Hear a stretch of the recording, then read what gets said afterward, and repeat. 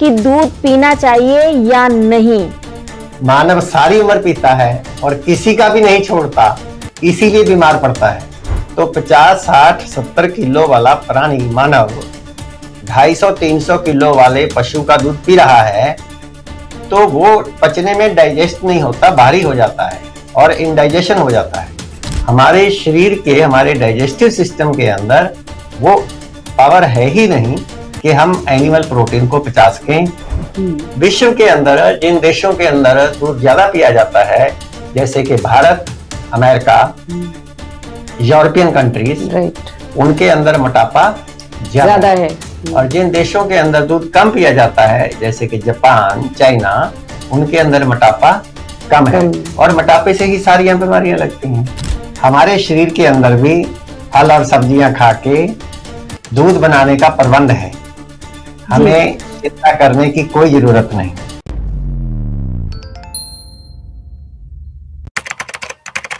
नमस्कार, D5 channel Hindi देख रहे दर्शकों का मैं वंदना चट्टा स्वागत करती हूँ। आज एक बार फिर हम जुड़े हैं आचार्य डॉक्टर मोहन गुप्ता जी और मिस पूजा बंसल जी के साथ में। आप दोनों का बहुत बहुत स्वागत है हमारे इस प्रोग्राम में।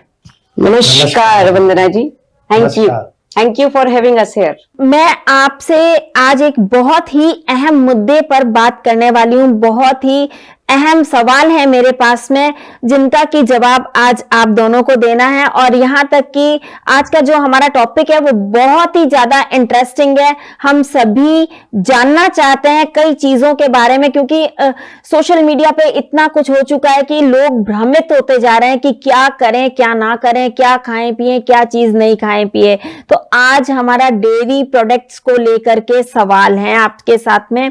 तो आप हमें, आचार्य जी, आप हमें बताएं कि दूध पीना चाहिए या नहीं।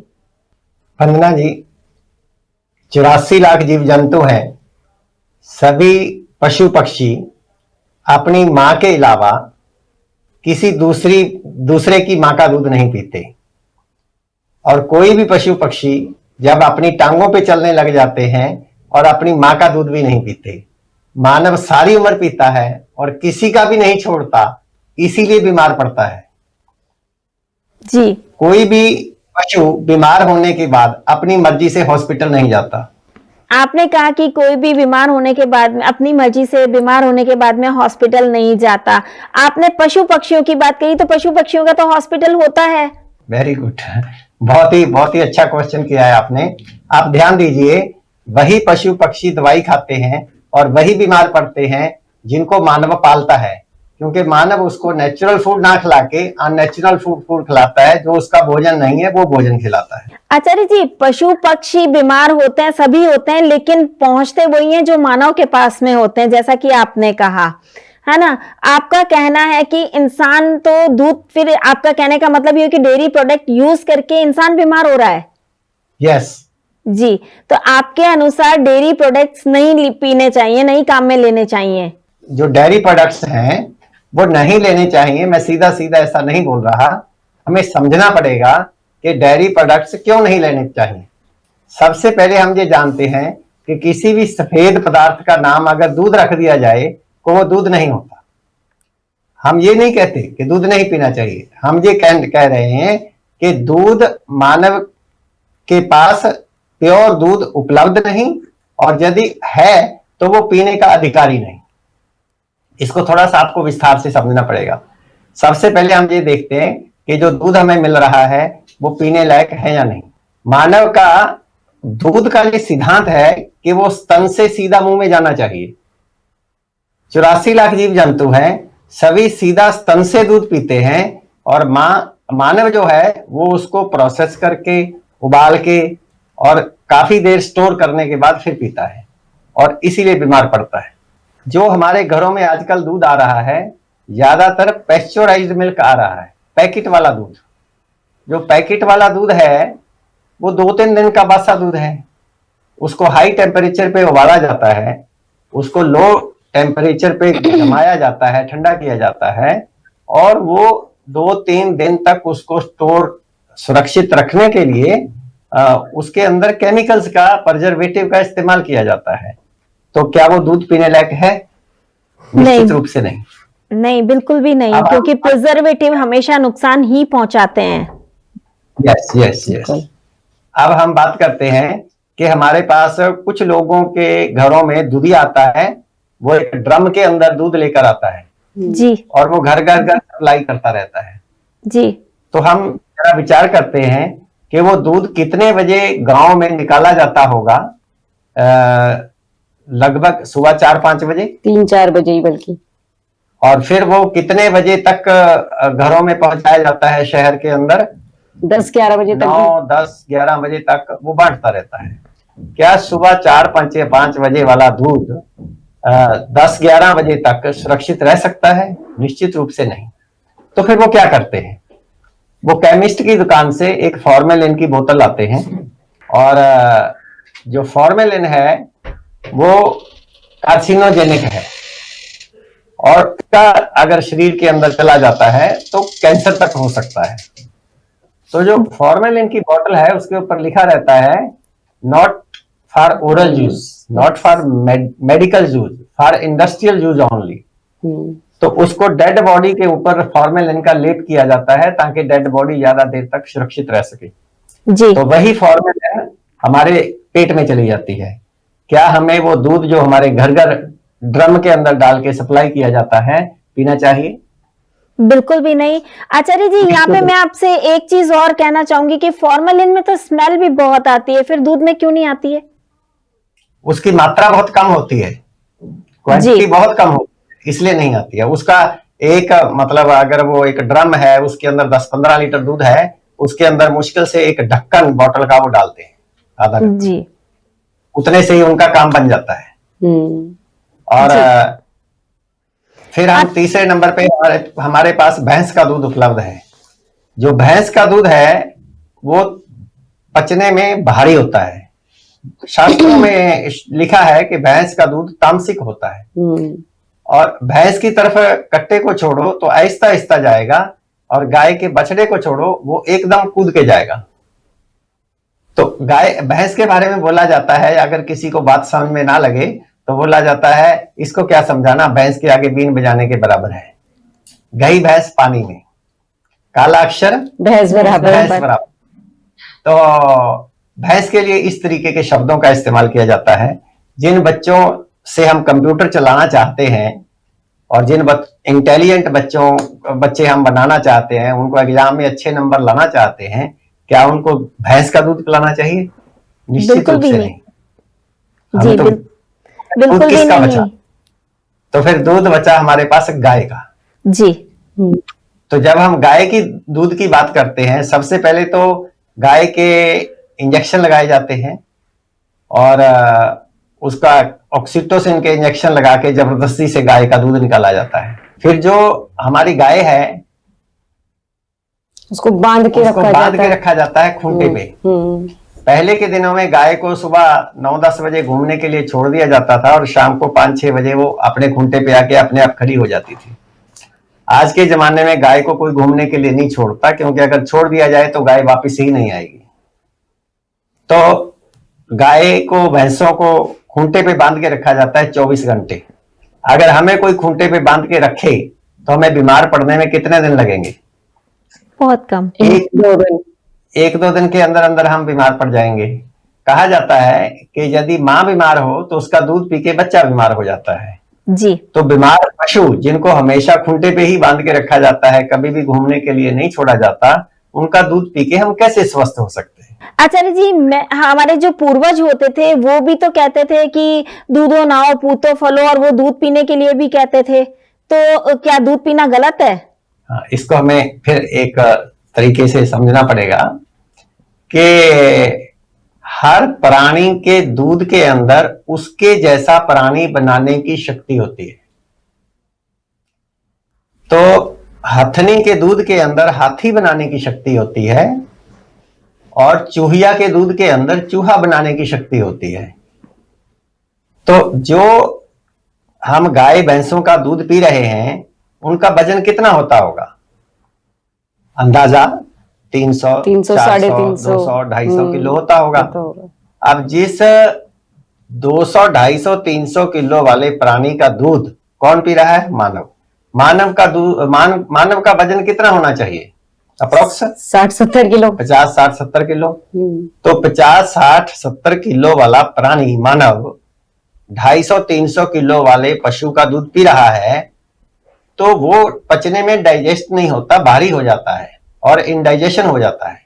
ये तो वो बात हो गई कि मारुति 800 ने ट्रक को देख लिया और उसको ये भ्रम हो गया कि यदि उसका इंजन, ट्रक का इंजन मारुति 800 में रख दिया जाए तो गाड़ी ज्यादा भागेगी। तो क्या गाड़ी ज्यादा भागेगी?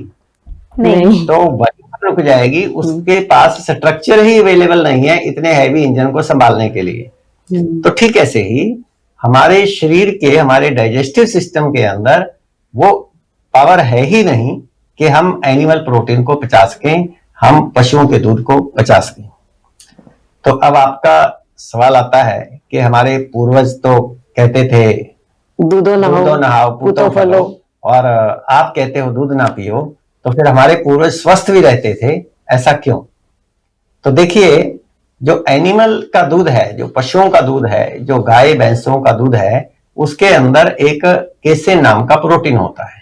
वो जो प्रोटीन है वो मानव का स्टमक डाइजेस्ट नहीं कर पाता। जो जब एज इट इज वो स्टमक हमारे ब्लड में आता है तो ब्रेन उसको पहचानता है और उसको नष्ट करने के लिए केमिकल रिलीज करता है। उसकी शक्ल बीटा सेल्स से मिलती है। तो जब वो केमिकल रिलीज करता है, उस केमिकल से हमारी नो डाउट वो प्रोटीन भी नष्ट हो जाता है, लेकिन उसके साथ साथ हमारे जो बीटा सेल्स हैं वो भी मरने शुरू हो जाते हैं। अगर हमारे शरीर के अंदर बीटा सेल्स मरने शुरू हो जाएं तो कौन सी फैक्ट्री बंद हो जाएगी? हमारे शरीर के अंदर इंसुलिन बनाने की फैक्ट्री बंद हो जाएगी। यदि हमारे शरीर के अंदर इंसुलिन बननी बंद हो जाए, जब बीटा सेल्स मरने शुरू हो जाएं, तो कौन सी बीमारी लगेगी? डायबिटीज लगेगी। आप ध्यान दीजिए, भारत के जिन स्टेट्स के अंदर दूध ज्यादा पिया जाता है, पंजाब, हरियाणा, दिल्ली, यूपी, महाराष्ट्र, उनके अंदर ओबेसिटी ज्यादा है। राइट। भारत की जिन स्टेट्स के अंदर दूध कम पिया जाता है, जैसे कि साउथ इंडिया, तमिलनाडु, केरला, कर्नाटका, उनके अंदर मोटापा कम है। विश्व के अंदर जिन देशों के अंदर दूध ज्यादा पिया जाता है, जैसे कि Bharat, America, European countries, right, उनके अंदर मोटापा ज्यादा है। और जिन देशों के अंदर दूध कम पिया जाता है, जैसे कि जापान, चाइना, उनके अंदर मोटापा कम है। और मोटापे से ही सारी बीमारियां लगती हैं। दूध पीने में कोई बुराई नहीं है, लेकिन हम दूध पीने के अधिकारी नहीं हैं।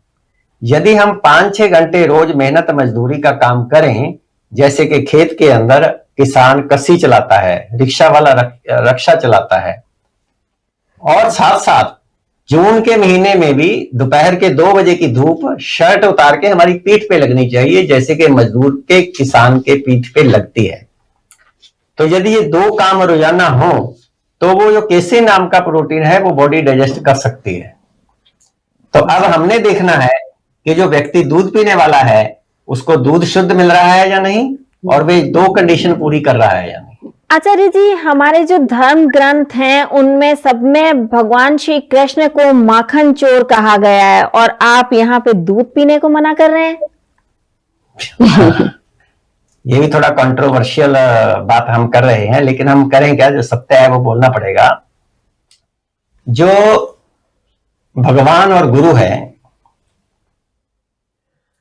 वो जो कहते हैं वो करना होता है, और जो करते हैं उनकी नकल नहीं करना होता है।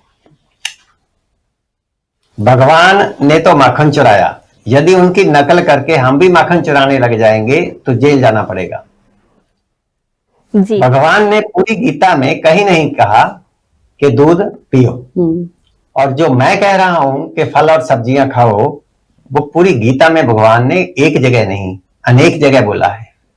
गीता के 9वें अध्याय के 26वें श्लोक में भगवान कहते हैं, पत्रम पुष्पम फलम त्वयं।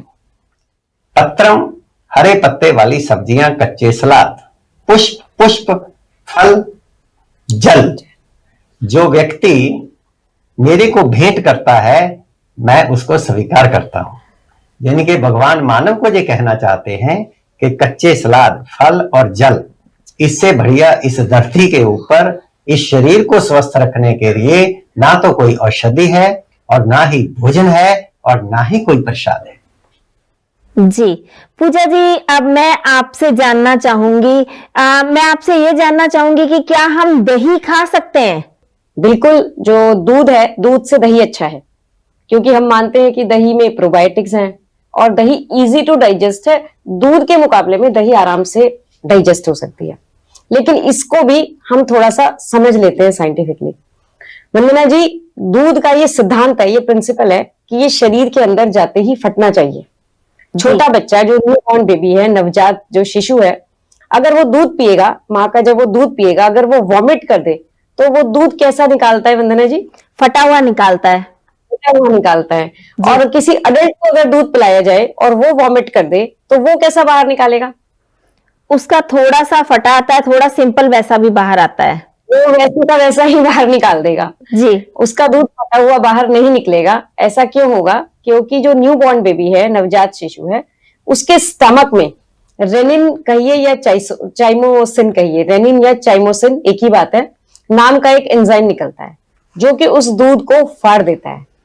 अब ये एंजाइम जब तक बच्चा 2 साल का होता है तब तक काफी मात्रा में निकलता है, लेकिन जैसे जैसे बच्चे की उम्र 2 साल से ऊपर होती जाती है, ये रेनिन निकलना, चाइमोसिन निकलना कम हो जाता है। ऐसा क्यों होता है? ये मदर नेचर का इंडिकेशन है। बच्चे के 2 साल की उम्र में दूध के दांत टूटने शुरू हो जाते हैं और दूसरे आने भी शुरू हो जाते हैं। 2 साल की उम्र तक आते आते बच्चा रोटी, सब्जी, कार्ब्स और दालें वगैरह खाने भी लग जाता है। तो मदर नेचर ये इंडिकेशन दे रही है वंदना जी कि अब तेरे दूध के दांत भी टूट गए, अब तू रोटी सब्जी खाना शुरू कर दिया, तो तेरे को अब दूध पीने की जरूरत नहीं है। जो फल सब्जियां तू खा रहा है उसी से तेरे शरीर में दूध वाली शक्ति आ जाएगी। अब वो चाइमोसिन तो निकलना, रेनिन तो निकलना बंद होता जाता है, कम होता जाता है, और जो कार्ब्स है वो खा रहा है, जो प्रोटीन्स वो ऊपर से ले रहा है, दालें खा रहा है, उसको डाइजेस्ट करने के लिए हमारे स्टमक में से पेप्सिन नाम का एंजाइम निकलना शुरू हो जाता है। तो इसीलिए दूध डाइजेस्ट होता नहीं। अच्छा, फिर मेरा एक और हमारे मन में ये प्रश्न आना चाहिए कि जो केसीन दूध के अंदर है, जब दूध फर्मेंट होके दही बन गया, वो केसीन दही में है या नहीं? वो केसीन दही में भी है। तो प्रॉब्लम दूध में नहीं है, प्रॉब्लम दही में नहीं है, प्रॉब्लम है उसके डाइजेशन में, कि हम मेहनत करते नहीं और हम केसीन को डाइजेस्ट कर नहीं पाते। अब वंदना जी मुझे बताइए, जिस व्यक्ति को पहले ही साइनस है, ब्रोंकाइटिस है, अस्थमा है, क्रॉनिक कॉफ है, उसको दूध कैसे डाइजेस्ट होगा? जो व्यक्ति पहले ही नी पेन से नहीं होगा, जो व्यक्ति पहले ही नी पेन से, घुटनों के दर्द से या आर्थराइटिस से परेशान है, जिसका पहले ही ब्लड प्रेशर हाई है, डायबिटीज है, उसको दूध कैसे हजम होगा? नहीं होता। गैस, कॉन्स्टिपेशन वाले दूध को डाइजेस्ट नहीं कर पाते, तो इसीलिए उनको दही भी डाइजेस्ट नहीं होता, क्योंकि उसके अंदर भी केसीन है। हाँ, ये बात बिल्कुल सच है कि दूध से अच्छी है दही, लेकिन दही से अच्छा है छाछ। अब देखिए, छाछ क्या है? छाछ दही को जब प्रोसेस किया, जो मक्खन को अलग करके जो बच गया, वो छाछ है। छाछ इज बेटर देन दही, लेकिन ये केसीन नाम का प्रोटीन उस छाछ में भी आता है और मक्खन में भी आता है। वो अलग बात है कि उसकी मात्रा कम हो जाती है, लेकिन आता दोनों में है। तो मैं आपको कुछ कहना चाहती हूँ वंदना जी कि हमारे घर में काम करने के लिए मेड आती है और हमारी फैक्ट्री में भी वर्कर्स काम करते हैं, जो कि मेहनत का काम करते हैं हमारे मुकाबले। हम तो कंप्यूटर में काम करने वाले लोग हैं, एसी के अंदर बैठने वाले लोग हैं, लेकिन वो लोग मेहनत का काम करते हैं। तो अच्छा है कि जो मक्खन हम निकाल रहे हैं, जिसके अंदर केसीन है, जिसको डाइजेस्ट करने के लिए मेहनत करनी पड़ेगी, वो मेड को दे दिया जाए या फैक्ट्री के वर्कर्स को दे दिया जाए और छाछ हम ले लें। लेकिन छाछ पीते समय ध्यान रखना होगा कि वो छाछ भी कौन से दूध से तैयार हुई है। जी वंदना जी। पूजा जी, आपने जैसा कहा कि दूध, दही ये सब नहीं लेनी चाहिए या कम से कम मात्रा में लेनी चाहिए, तो यहाँ मैं आपसे ये जानना चाहूंगी कि गायें पृथ्वी पे बहुत ज्यादा हैं।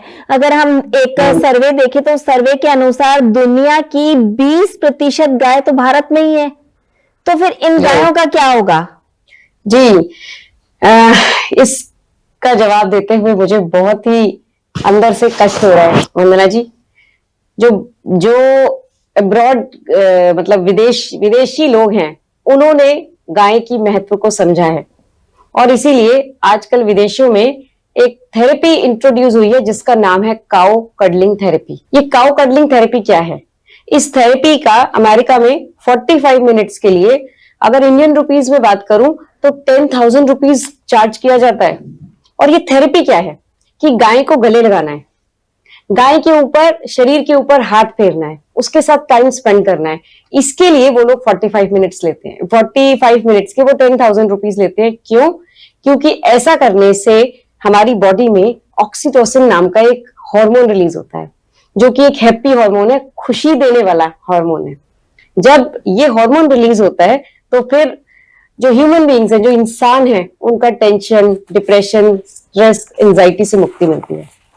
वंदना जी, जो गाय है उसकी हार्ट बीट स्लो होती है, तो जब गाय के शरीर पर हाथ फेरा जाता है, उसके साथ टाइम स्पेंड किया जाता है, तो उसकी हार्ट बीट को हम एक्सपीरियंस कर पाते हैं। और high blood pressure, higher heart beat है, पेल्पिटेशन जैसी बीमारियां हैं, वो ठीक होती हैं। एक और बात वंदना जी, कि गाय का जो टच है वो इमोशनल और स्पिरिचुअल एक्सपीरियंस देता है। इमोशनल और स्पिरिचुअल मीन्स एक आध्यात्मिक शांति मिलती है, एक सेटिस्फेक्शन की फीलिंग आती है, और टेंशन, डिप्रेशन से अल्टीमेटली मुक्ति मिलती है। जी। और भारत में तो हमेशा से ही गाय को पूजनीय माना जाता था और गाय माता बोला जाता था। हम तो गाय को गाय बोलते ही नहीं, गाय माता बोलते थे। और इसीलिए पहले के समय में जब लोग गायों को घर में रखते थे, उसको पालते थे, उसकी सेवा करते थे, तो उन लोगों को टेंशन, डिप्रेशन, एंजाइटी होती भी नहीं थी। आज हमने गायों को घर से बाहर निकाल दिया, हम उससे केवल दूध की आशा करते हैं, और अगर उससे दूध ना मिले तो उसको घर में भी नहीं रखते। तो फिर हमारे घरों में खुशियों की जगह टेंशन, डिप्रेशन है। पूजा जी, यहाँ मैं अगर आपसे ये पूछना चाहूँ कि अगर गाय नहीं हो, हम लोग दूध नहीं पिएंगे, तो फिर जो कैल्शियम और प्रोटीन है वो हमें कहाँ से मिलेगा? जी बिल्कुल वंदना जी, इसको भी मैं जवाब देती हूँ, लेकिन उससे पहले मैं आपसे एक बात जानना चाहती हूँ वंदना जी। मैं पहली वाली बात को कंप्लीट करना चाहती हूँ। वंदना जी, हमारे घर में अगर हमारी माँ हमारे कोई काम ना आ सके, तो क्या हम अपनी माँ को घर से निकाल दें? बिल्कुल भी नहीं। बिल्कुल भी नहीं। माँ तो फिर भी पूजनीय ही रहेगी, माँ तो माँ ही है। तो अगर गाय दूध ना दे तो क्या हम उसको घर से निकाल दें? बिल्कुल भी नहीं। बहुत की बात है, ये बहुत ही दुख की बात है कि अगर गाय दूध ना दे तो हम उसको घर में ना रखें। जो मिल्क है वो आज भोजन नहीं, आज इंडस्ट्री बन चुका है। आप वंदना जी, मुझे बताइए कि जो इंडस्ट्री है उसका रूल क्या है? इंडस्ट्री का रूल है कि जो प्रोडक्ट है आपका, उसकी प्रोडक्शन को बढ़ाओ।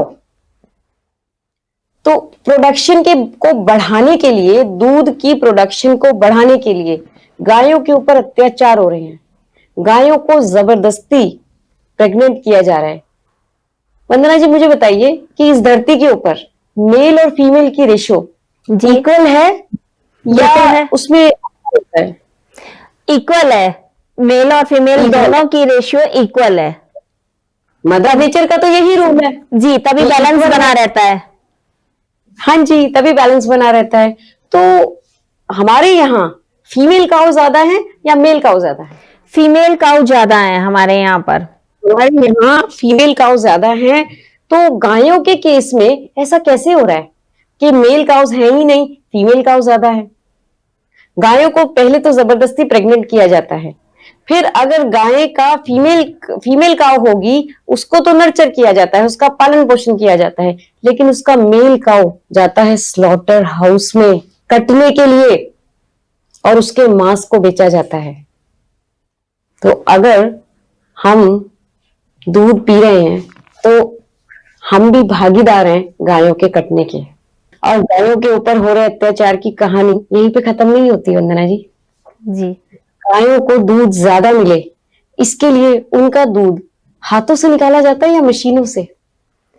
पहले तो हाथों से ही निकाला जाता था, लेकिन आजकल तो मशीनें ऐसी हो गई हैं जिनके जरिए दूध निकाला जाता है।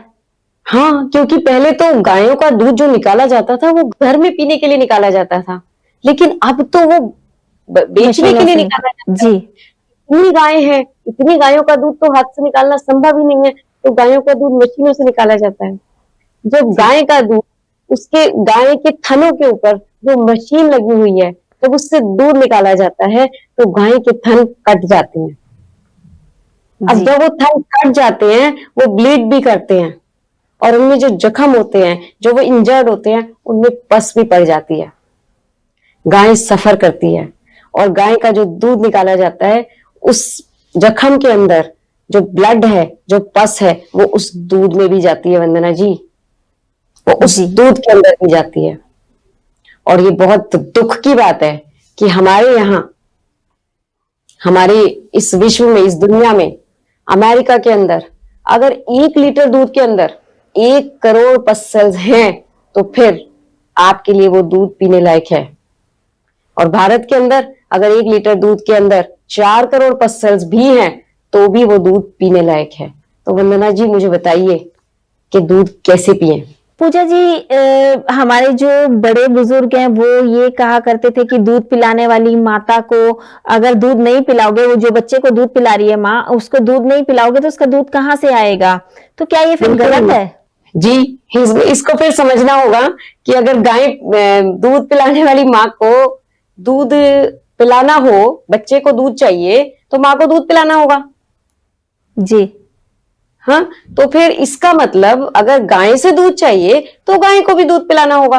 जी राइट, बिल्कुल। हाँ? ठीक है, फिर गाय को भी दूध पिलाइए और उससे दूध ले लीजिए। मगर गाय को दूध कौन पिलाता है? कोई भी नहीं पिलाता। गाय को तो सब घास खिलाते हैं। तो गाय को तो घास खिलाते हैं, जी। तो गाय खाती है घास और देती है दूध, जी, तो माँ को भी घास खानी होगी। आपके कहने का लेकिन- मतलब है कि हरे पत्तेदार सब्जियां ज्यादा खाएं जिससे कि दूध आए। जी जी जी जी। लेकिन वंदना जी, इससे पहले कि मैं इस सवाल का आंसर करूं, एक क्वेश्चन आपने पूछा था कि प्रोटीन और कैल्शियम का क्या होगा। जी हम चाहेंगे कि हम पहले उसको आंसर करें। ठीक है जी। आपका क्वेश्चन है कि यदि दूध नहीं मिलेगा इंसान को तो उसको प्रोटीन कैल्शियम कहाँ से मिलेगा? जी तो मैं आपसे एक क्वेश्चन करता हूँ, जी। हाथी क्या खाता है? घास। घोड़ा क्या खाता है? घास। घास। गधा क्या खाता है? घास। ऊंट क्या खाता है? घास। और हम क्या खिला रहे हैं? घास। हम क्या खिला रहे हैं? घास। हरे पत्तेदार सब्जियां, घास। का मतलब क्या है? देखिए देखिए, समझिए, मानव जो है इस पृथ्वी के ऊपर भगवान का वीआईपी मेहमान है, और वीआईपी मेहमान का जो भोजन होता है वो भी वीआईपी होता है। जो पशु हैं उनके लिए पशुओं की घास घास है, और मानव की घास जो है वो वीआईपी मेहमान है, उसकी वीआईपी घास है फ्रूट्स एंड वेजिटेबल्स। तो हाथी क्या खाता है वंदना जी? घास। हाथी घास खाता है, फूल, पत्ते, पत्तियां, झाड़ियां, सभी कुछ खाता है। हाथी क्या खाता है? घास। घास। जी। और हमने घास खाने को क्या बोल रहे हैं? घास। इसलिए मैं सभी दर्शकों को भी बोलना चाहूंगा, घास खाओ, स्वस्थ रहो। क्या जी, बोला वंदना जी? घास खाओ, स्वस्थ रहो। हाँ जी, स्वस्थ रहो। घास खाओ, स्वस्थ रहो। स्वस्थ रहो। यदि हम फ्रूट्स एंड वेजिटेबल्स खाएंगे तो जैसे हाथी के मसल्स बनने के लिए, हड्डियां बनने के लिए वो कोई प्रोटीन नहीं खाता, कोई सप्लीमेंट्स नहीं खाता, हमें भी किसी प्रोटीन सप्लीमेंट्स खाने की जरूरत नहीं है। हमारी भी हड्डियां बन जाएंगी, हमारी भी मसल्स बन जाएंगे। और मैं सभी फीडिंग मदर्स को भी यही मैसेज देना चाहती हूँ कि आपको भी यही वीआईपी घास खानी है।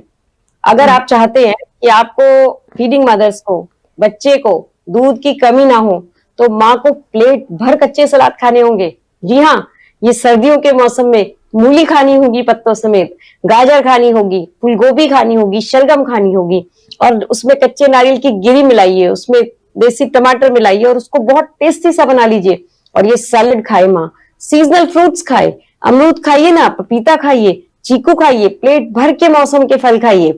किन्नू के मौसम में किन्नू खाइए और तरबूज खरबूजे के मौसम में तरबूज खरबूजा खाइए, शहतूत खाइए, तो जामुन खाइए। माँ को कभी दूध की कमी नहीं होगी और माँ को पूरा न्यूट्रिशन मिले।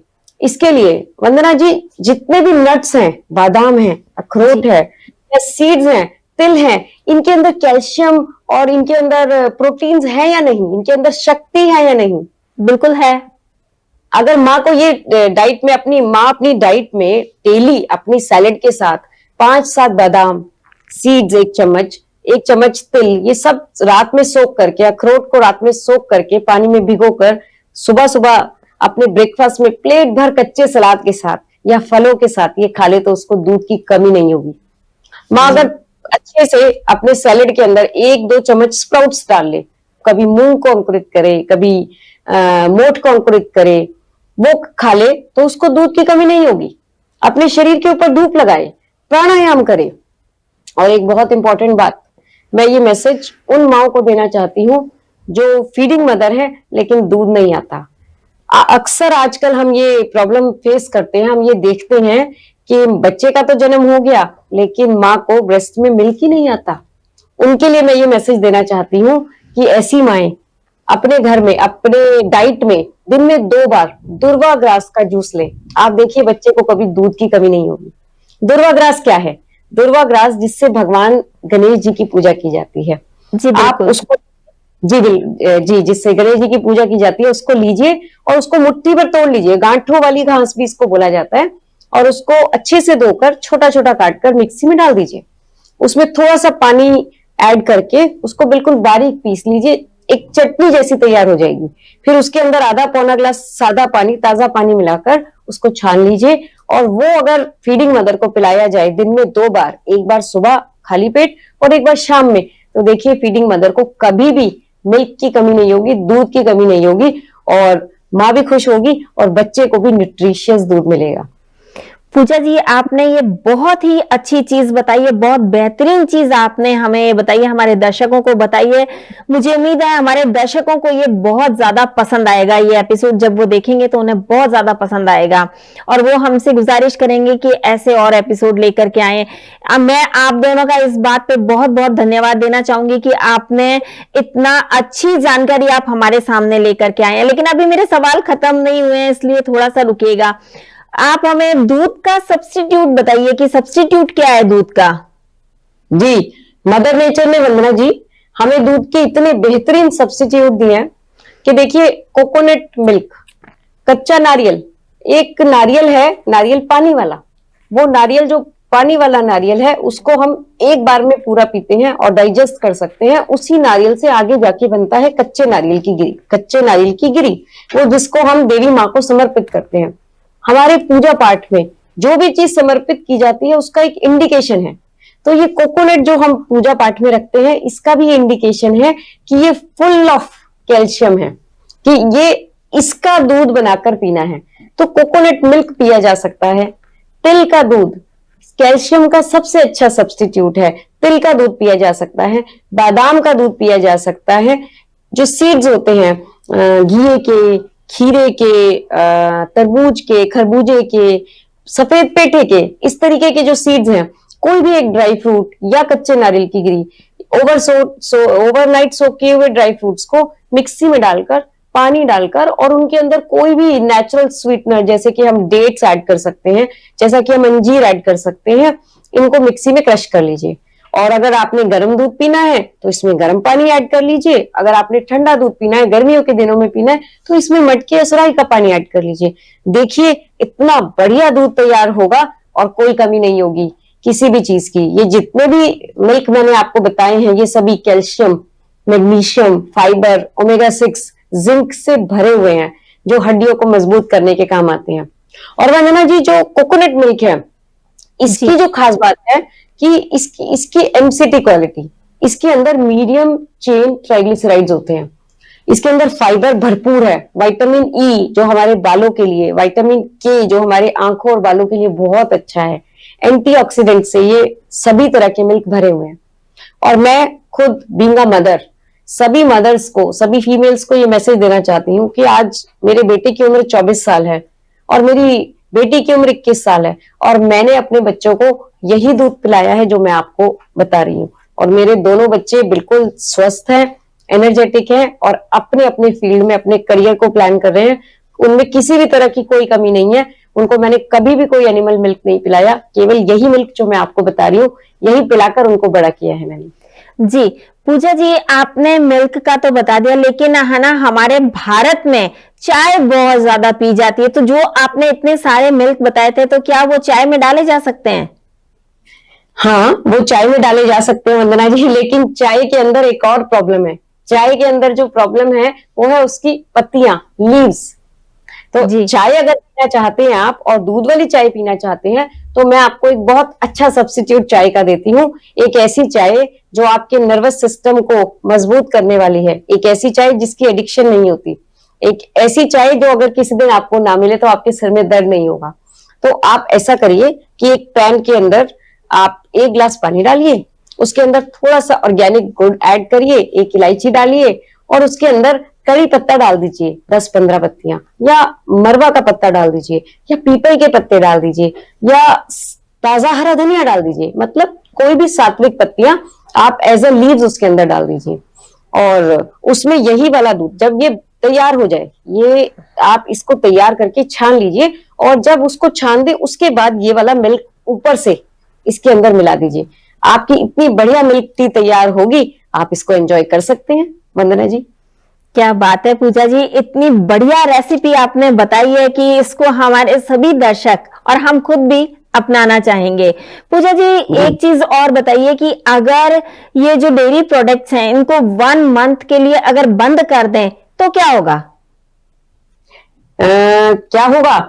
मैं तो ये कहना चाहती हूँ बहुत फायदा होगा। वंदना जी, प्रत्यक्ष को प्रमाण की आवश्यकता नहीं। आप 1 मंथ नहीं, आप 1 हफ्ते के लिए इनको बंद करके देखिए। मैं अपने व्यूअर्स को कहना चाहती हूँ कि आपकी हेल्थ में रॉकेट लग जाएंगे। होगा क्या कि आप इनको 1 हफ्ते के लिए ही बंद करिए, आप क्या देखेंगे कि आपकी गैस, एसिडिटी, कॉन्स्टिपेशन अगर आपको है, आपको गैस बननी बंद हो जाएगी, आपकी एसिडिटी ठीक हो जाएगी, आपको स्टूल अच्छे से पास होने लग जाएगा, बाउल मूवमेंट अच्छी हो जाएगी, आपके डायबिटीज लेवल बेटर हो जाएंगे, बीपी कंट्रोल रहना शुरू हो जाएगा। एस्थमा साइनस वालों को, ब्रोंकाइटिस वालों को, खांसी वाले लोगों को देखेंगे म्यूकस नहीं बनेगा, खांसी में आराम होगा, एस्थमा के इनहेलर लेने की जरूरत कम हो जाएगी। Arthritis, knee pain, joint pain वालों को बहुत फायदा होगा। And the very very very important, जो लोग ओबेसिटी से सफर कर रहे हैं, वजन ज्यादा है और उसके लिए न जाने क्या क्या कर रहे हैं, उनका फैट रिड्यूस होगा। तो सभी तरह की बीमारियों में बहुत फायदा होगा। आप 1 हफ्ते के लिए दूध बंद करके देखिए, फिर फैसला आपका है। जी बिल्कुल। तो फिर आज से ही सभी को दूध बंद कर देना चाहिए, कम से कम 1 हफ्ते के लिए तो बंद करके जरूर देखना चाहिए कि उन्हें कितना फायदा होता है। और अगर आप सभी को फायदा हो तो हमें फीडबैक जरूर भेजिएगा, हमें मैसेज जरूर कीजिएगा। हम अपने दर्शकों का फीडबैक अपने चैनल पे जरूर दिखाना चाहेंगे। पूजा जी और आचार्य जी, आप दोनों हमसे जुड़े, आपने इतनी महत्वपूर्ण जानकारी दी, आप दोनों का बहुत बहुत धन्यवाद। वंदना जी, चलने से पहले हम अपने व्यूअर्स को एक मैसेज देना चाहेंगे। जरूर। वंदना जी, गाय क्या खाती है? घास। घास। गाय घास खाती है और देती क्या है? दूध। दूध। दूध। हमारे शरीर के अंदर भी फल और सब्जियां खा के दूध बनाने का प्रबंध है, हमें चिंता करने की कोई जरूरत नहीं। एनएलएस नेचुरोपैथी का सिद्धांत है, थंब रूल है। थंब रूल क्या है? मानव का भोजन पौधों से आना चाहिए, उसी रूप में जिस रूप में पौधे हमें देते हैं, वो किसी कारखाने या पशु के शरीर से नहीं आना चाहिए। हम दूध के खिलाफ नहीं हैं। जी। दूध में कोई बुराई नहीं है। बुराई ये है कि दूध शुद्ध रूप में उपलब्ध नहीं है, और यदि उपलब्ध है तो उसको पीने के हम अधिकारी नहीं हैं। जय मां प्रकृति। जय मां प्रकृति। थैंक यू वंदना जी, धन्यवाद जी। आप दोनों का भी बहुत बहुत धन्यवाद। अगले एपिसोड में आपसे फिर मुलाकात होगी, तब तक के लिए नमस्कार।